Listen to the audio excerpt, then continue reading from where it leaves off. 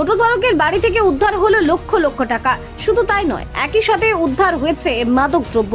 ঘটনায় মূল অভিযুক্তকে গ্রেপ্তার করার পাশাপাশি সন্দেহজনক অবস্থায় তার ছেলেকেও আটক করেছে পুলিশ।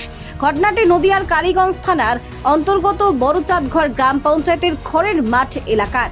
পুলিশ সূত্রে খবর, মূল অভিযুক্তের নাম সাদ্দাম হোসেন শেখ। সাদ্দাম নাকি পেশায় একজন টোটো চালক, তবে পেশায় টোটো চালক হলেও বাস্তবে নাকি কোনো টোটো চালানো যে শুধুমাত্র লোকের চোখে ধুলো দেওয়ার জন্য ছিল তা কেউই ঘুণাক্ষরেও টের পায়নি। টোটো চালানোর আড়ালেই মাদক পাচারের কারবার করতেন সাদ্দাম। গোপন সূত্রে খবর পেয়ে সাদ্দামের বাড়িতে হানা দিয়েছিল পুলিশ। সাদ্দামের ভাঙাচোরা মাটির বাড়িতে হানা দিয়ে বাড়ির মেঝে খুঁড়ে উদ্ধার হয় বিপুল পরিমাণ টাকা। রীতিমতো টাকা গোনার মেশিন নিয়ে এসে সেই টাকা গোনা হয়। দেখা যায় প্রায় 32 লক্ষ টাকা মাটির নিচে গর্ত করে রাখা ছিল সাদ্দামের বাড়িতে, এবং 500 গ্রাম হিরোইনও পাওয়া গেছে সাদ্দামের বাড়ি থেকে।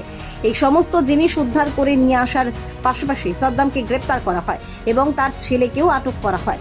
আন্তর্জাতিক মাদক পাচারকারীদের সাথে তাদের কোনো যোগসূত্র রয়েছে তা জানতে ঘটনার পূর্ণাঙ্গ তদন্ত করেছে পুলিশ। আপনাকে অ্যারেস্ট করলো কি কারণ? এই কোথা থেকে পেয়েছেন এত টাকা? এত টাকা কোথা থেকে এসেছে?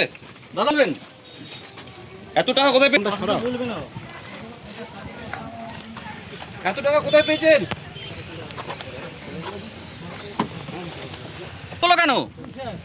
এত টাকা কোথায় পেলেন আপনি? কদিন ধরে করছেন হেরোইনের ব্যবসা? কতদিন ধরে? কদিন ধরে করছেন হেরোইনের ব্যবসা?